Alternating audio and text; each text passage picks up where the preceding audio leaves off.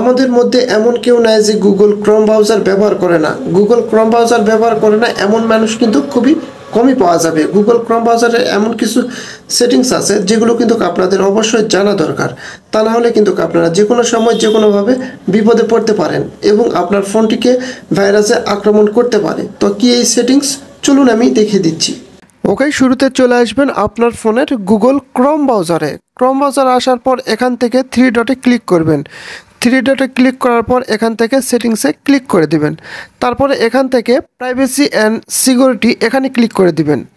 তারপরে এখান থেকে সেভ ব্রাউজিং এখানে আপনারা ক্লিক করে দিবেন। ক্লিক করে দেওয়ার পর এখানে দেখুন হচ্ছে ইনহ্যান্স প্রোটেকশান, এই অপশানে আপনারা সিলেক্ট করে দিবেন। তারপরে এখান থেকে ব্যাগে চলে আসবেন।